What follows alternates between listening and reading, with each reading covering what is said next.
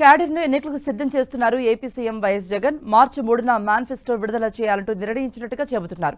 ఆ రోజు బాపట్ల జిల్లా మేదరమెట్లలో సిద్ధం సభ నిర్వహించబోతున్న వైసీపీ భారీ పథకాలు ప్రకటించే ఛాన్స్ ఉందంటున్నారు. ఇప్పటికే 3 సిద్ధం సభలు నిర్వహించింది వైసీపీ. మేదరమెట్ల సభే చివరి సభగా చెబుతున్నారు. అందుకే ఆ సభలో భారీగా పథకాలు ప్రకటించి ఎన్నికలకు సిద్ధం కావాలని చూస్తున్నారు.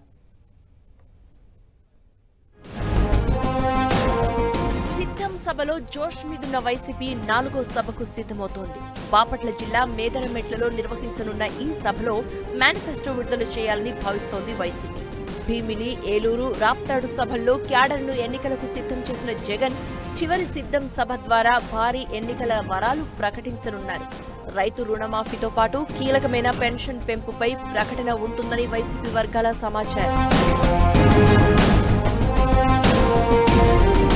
అధికారం నిలబెట్టుకోవడమే లక్ష్యంగా అడుగులు వేస్తున్నారు జగన్.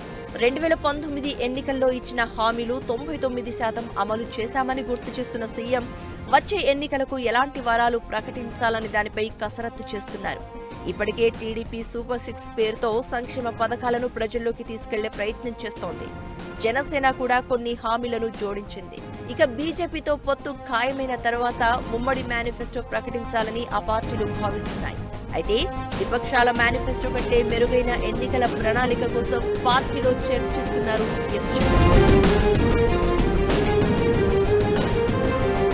మేదరమెట్ల సిద్ధం సభలోని మేనిఫెస్టో ప్రకటించే ఛాన్స్ ఉందని అంటున్నారు. ఈ సభ వేదికపై నుంచి రైతు రుణమాఫీ ప్రకటన చేస్తారని అంటున్నారు. రాప్తాడు సభలోనే ప్రకటిస్తారని భావించిన చివరి సభలో ప్రకటన చేయాలనే ఉద్దేశంతో వాయిదా వేసినట్లు చెప్తున్నారు. అయితే రుణమాఫీ పరిమితిపైన కొంత క్లారిటీ తీసుకోవాల్సి ఉన్నందున సమయం తీసుకుంటున్నారంటున్నారు. 2014 ఎన్నికల సమయంలో చంద్రబాబు రైతు రుణమాఫీ హామీ ఇచ్చారు. అప్పట్లో ఇదే హామీని ఇవ్వాలని సీఎం జగన్ పై ఒత్తిడి వచ్చినా ఆచరణ సాధ్యం కాదని అంగీకరించలేదు సీఎం. ఇప్పుడు రుణమాఫీపై సాధ్యాసాధ్యాలను పరిశీలించి మేనిఫెస్టోలో చేర్చనున్నట్లు చెబుతున్నారు.